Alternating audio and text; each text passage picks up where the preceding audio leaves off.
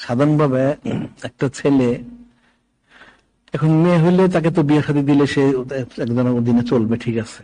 একটা ছেলে, তারা মনে করে ছেলেটা বড় হলে কি করবে, ঘর সংসার হবে, তার চালাইতে হবে, তাহলে তার টাকা পয়সা দরকার, তাহলে তার টাকা পয়সা দরকার, তাহলে তার কিছু শিক্ষা উপার্জনের ব্যবস্থা করতে হবে। এটা সে কিন্তু ঠিকই বুঝলো।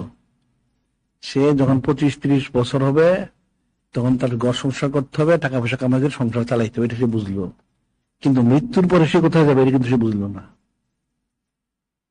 তুমি ঠিক আছে 30-40 বছর বয়সে তুমি সংসার করলে, ঘর চালিয়ে টাকা পয়সা কামাই করলে সংসার চললো তোমার, ঠিক আছে। তুমি যখন মারা যাবে তখন তোমার কি ফয়সালা হবে?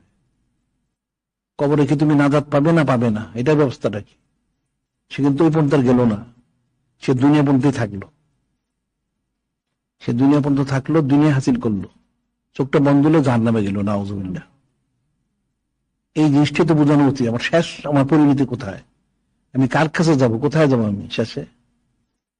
শেষ আমাকে যিনি খলিক, যিনি মালিক, রহমান, ওনার কাছে আমার যাইতে হবে। নূরে মুজাসসাম হাবিবুল্লাহ হুজুর পাক সাল্লাল্লাহু আলাইহি ওনাকে যাইতে হবে।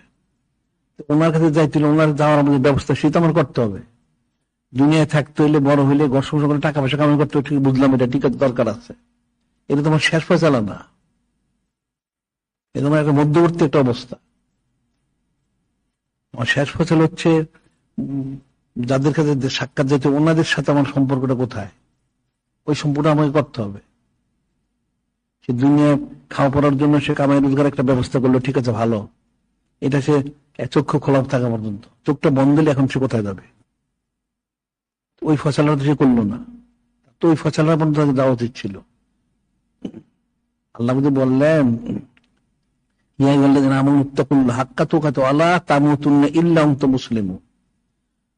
ভয় করো মারার জন্য মুসলমান না হয়ে।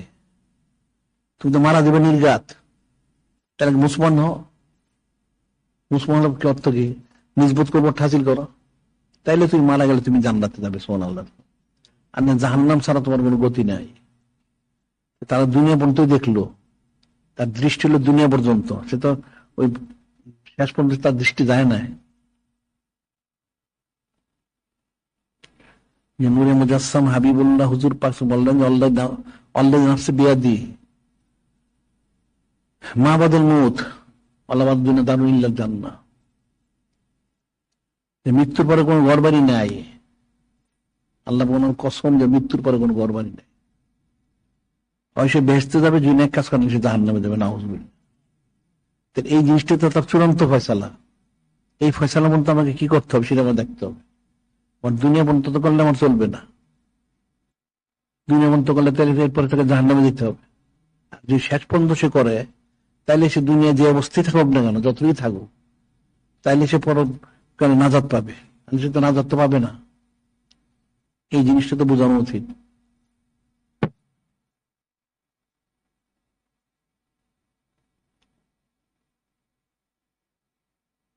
এটাই সবাইকে, এটা শুধু যারা দিনী আলিম শিখে তাদের জন্য শুধু না, সবার জন্য। চাকরি করুক, ব্যবসা করুক, যাই করুক, খেত খামার করুক, তুমি তোমার দুনিয়ার জন্য এই কাজটা করলা, তোমার পরকালের জন্য কি করলা এটা বল। তোমার তো পরকালের জন্য করা উচিত। তোমার আমা তুকাদ্দিমু লিআনফুসিকুম মিন খায়রিন তাজিদুহু ইনদাল্লাহ, তুমি যা পাঠাবে আল্লাহ ওনার কাছে সেটি তুমি পাবে পরকালে। ভালোটা পারলে ভালো পাবে, খারাপ পাঠালে খারাপ পাবে। তাহলে তোমাকে ভালোটা পাঠানো উচিত।